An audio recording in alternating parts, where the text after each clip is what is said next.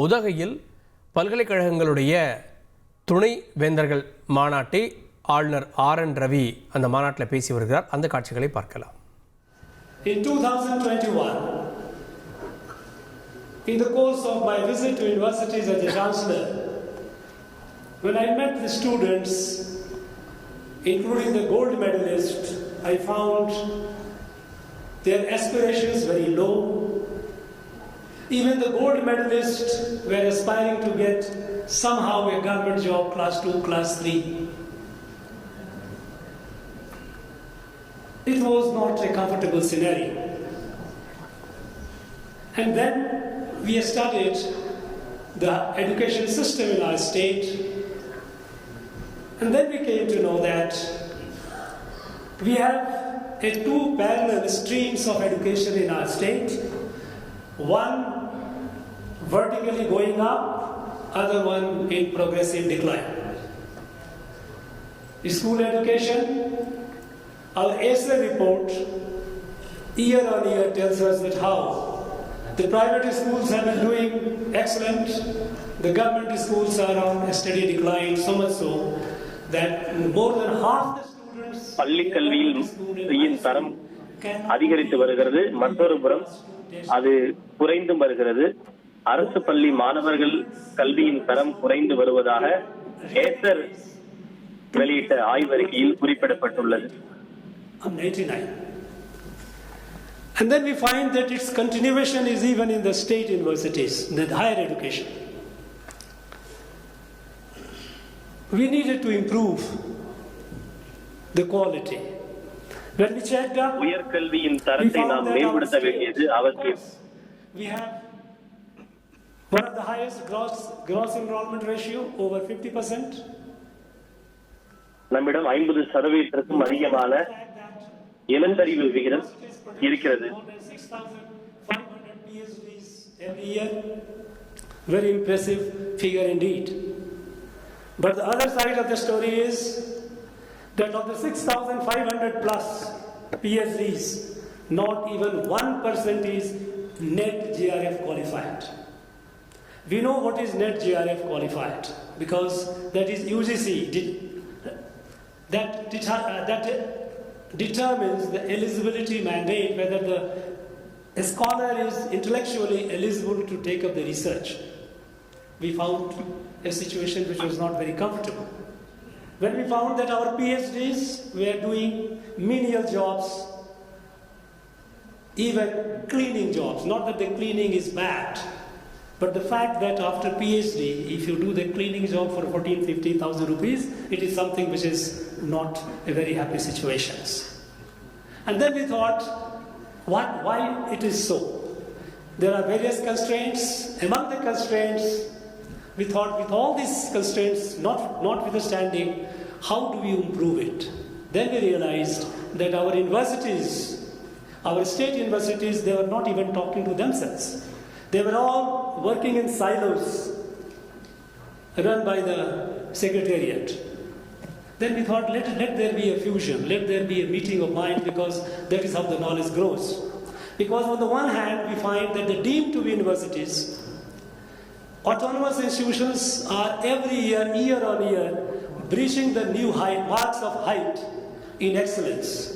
More than a dozen of our institutions deemed to be university and autonomous institutions are among the top 10 in NIRF ranking.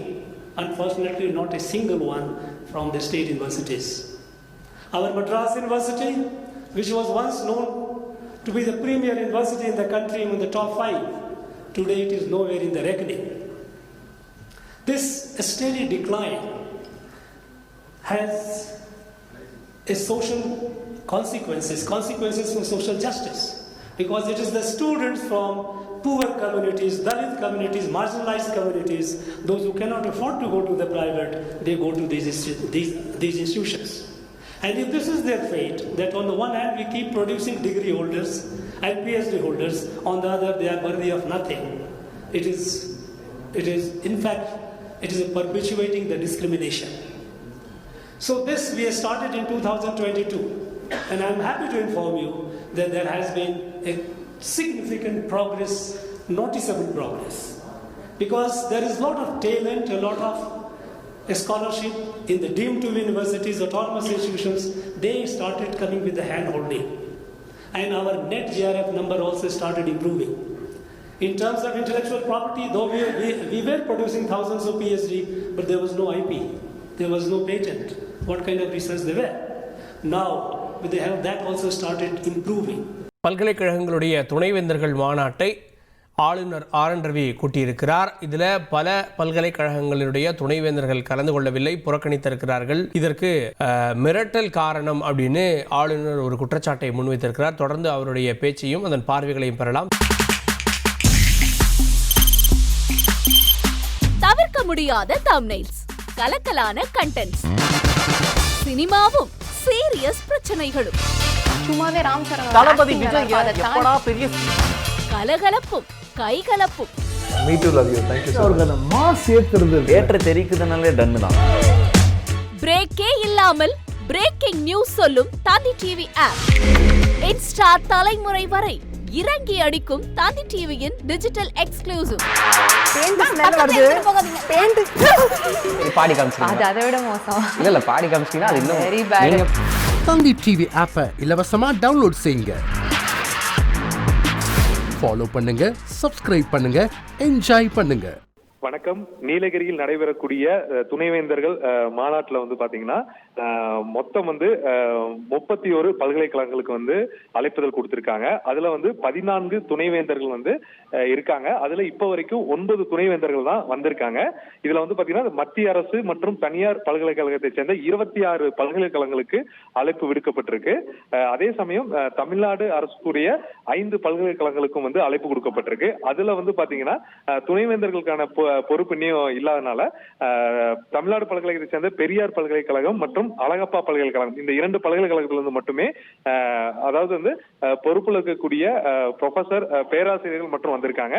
அதே சமயம் 11:30 மணி ஆகிய நிலையில மற்ற பல்கலைக்கழகத்தை சேர்ந்த 14 பேர்ல இனி 5 பேர் வரை அந்த இதுல வந்து பங்கேற்கவில்லை. தொடர்ந்து வந்து நிகழ்ச்சி தொடங்குவதற்கு இன்னும் ஒரு சில நிமிடங்களே இருக்கு. நிகழ்ச்சி தொடங்கிய பின்பு இறுதியாக எத்தனை பேர் பங்கேற்றாங்க என்பது நமக்கு தெரிய வரும். அதே சமயம் தனியார் பல்கலைக்கழகத்திலையும் பெரும்பாலான துணைவேந்தர்கள் பங்கேற்கல.